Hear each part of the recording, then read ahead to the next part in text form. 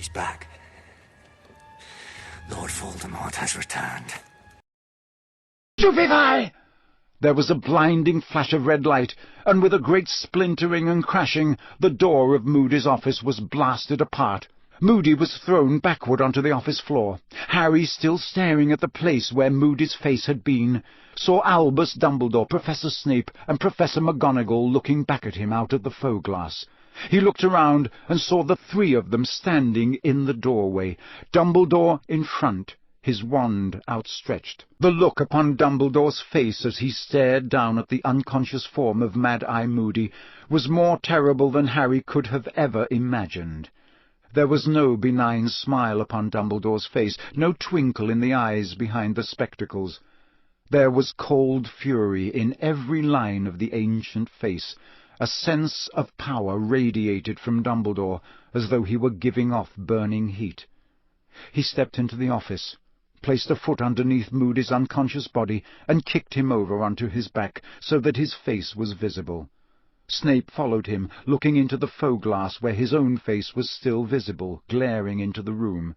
Professor McGonagall went straight to Harry. "Come along, Potter," she whispered. The thin line of her mouth was twitching as though she was about to cry. "Come along. Hospital wing." "No," said Dumbledore sharply. "Dumbledore, he ought to... Look at him. He's been through enough tonight." "He will stay, Minerva, because he needs to understand," said Dumbledore curtly.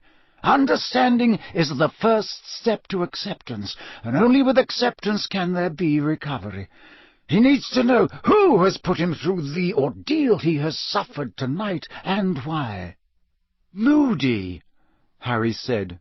He was still in a state of complete disbelief. "How can it have been Moody?" "This is not Alastor Moody," said Dumbledore quietly. "You have never known Alastor Moody.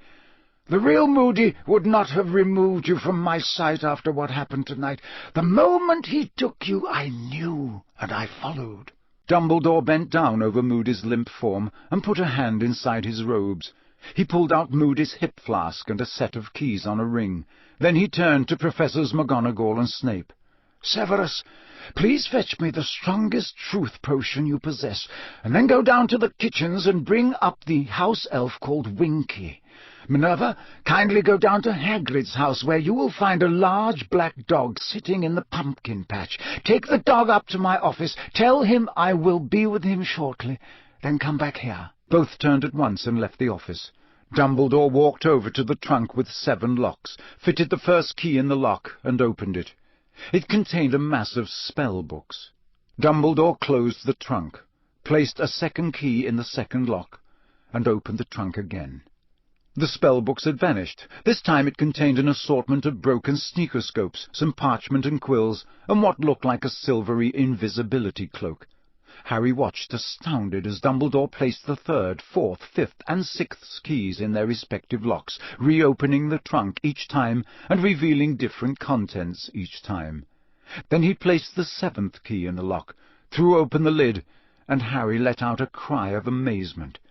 He was looking down into a kind of pit, an underground room, and lying on the floor some 10 feet below, apparently fast asleep, thin and starved in appearance, was the real Mad-Eye Moody. His wooden leg was gone. The socket that should have held the magical eye looked empty beneath its lid, and chunks of his grizzled hair were missing.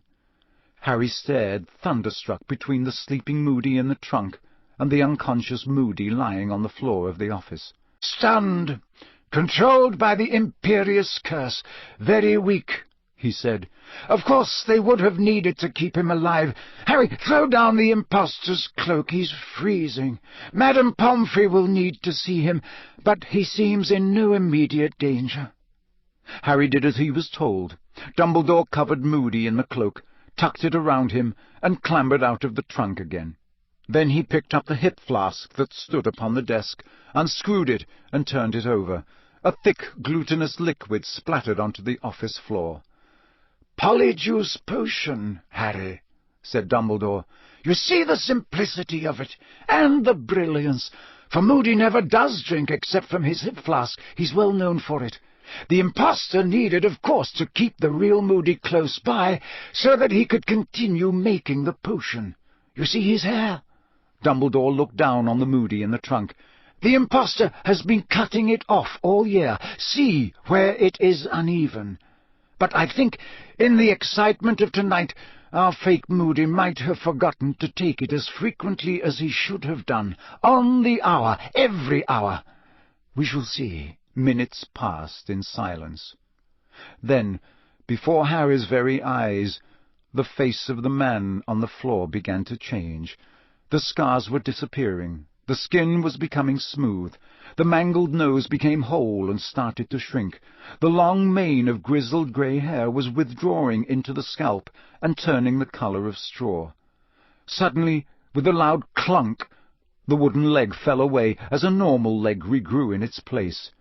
Next moment the magical eyeball had popped out of the man's face as a real eye replaced it. It rolled away across the floor and continued to swivel in every direction. Harry saw a man lying before him, pale-skinned, slightly freckled, with a mop of fair hair. He knew who he was.